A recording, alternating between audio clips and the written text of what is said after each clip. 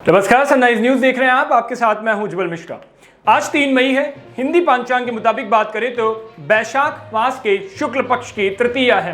लोग इस तिथि को अक्षय तृतीया के नाम से भी जानते हैं, लेकिन ये तिथि एक और मायने में बेहद खास है। इस दिन भगवान विष्णु के छठे अवतार भगवान परशुराम का जन्म हुआ था।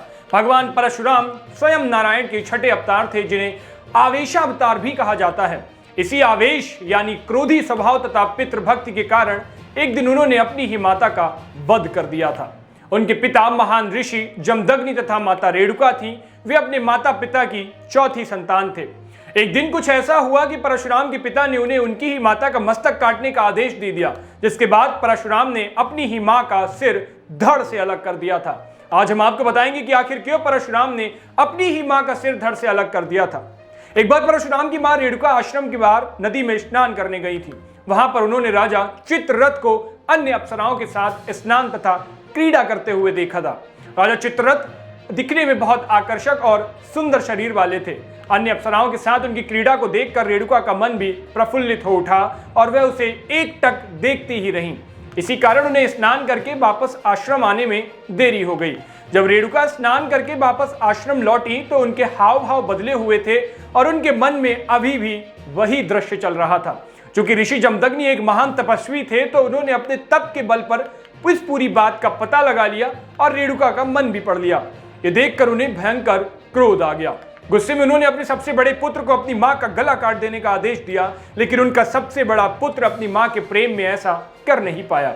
तब उन्होंने अपने दूसरे और फिर तीसरे पुत्र को भी यही आदेश दिया, लेकिन वे ऐसा कर पाने में असक्षम थे। एक और मां की हत्या का पाप लगता, तो दूसरी ओर पिता की आज्ञा की अवहेलना करने का पाप। ये एक धर्म संकट था, लेकिन उन्होंने मात्र हत्या करने से मना कर दिया। अपने पुत्रों के द्वारा खुद की ऐसी अवहेलना किए जाने पर ऋषि जमदग्नि को बहुत क्रोध आया।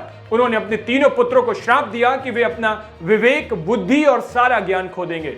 इसके बाद ऋषि जमदग्नि ने अपने सबसे छोटे बेटे परशुराम को अपनी मां रेणुका का सिर धड़ से अलग करने का आदेश दिया। पिता का आदेश मिलते ही परशुराम ने बिना देर किए एक पल में अपनी मां का सिर धड़ से अलग कर दिया। देखते ही देखते मां निष्प्राण हो गई और लहू की पूरी धारा फूट पड़ी। यह देखकर परशुराम के पिता जमदग्नि बहुत खुश हुए और परशुराम को कोई वरदान मांगने को कहा। परशुराम ने यहाँ समझदारी से काम लिया और अपने पिता से 3 वरदान मांगे। पहले वरदान में उन्होंने अपनी मां को पुनः जीवित करने को कहा। दूसरे वरदान में उन्होंने मांगा कि उनकी मां को इस बात की स्मृति ना रहे, यानी इस पूरे किस्से की याद ना रहे। और तीसरे वरदान में उन्होंने अपने तीनों भाइयों की विवेक और बुद्धि वापस मांग ली। ऋषि जमदग्नि अपने पुत्र परशुराम की समझदारी से बहुत प्रसन्न हुए और उन्होंने उन्हें तीनों वर दे दिए। इसके बाद सब कुछ फिर से सामान्य हो गया और परशुराम जी की मां फिर से जीवित हो उठी।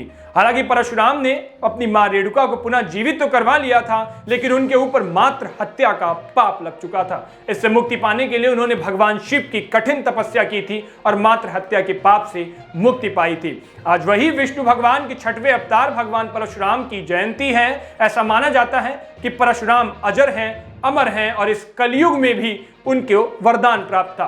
तो भगवान परशुराम के बारे में आपकी क्या राय है, हमें कमेंट सेक्शन में जरूर बताइए। बाकी की ऐसी खबरों के लिए सनराइज न्यूज को देखते रहिए।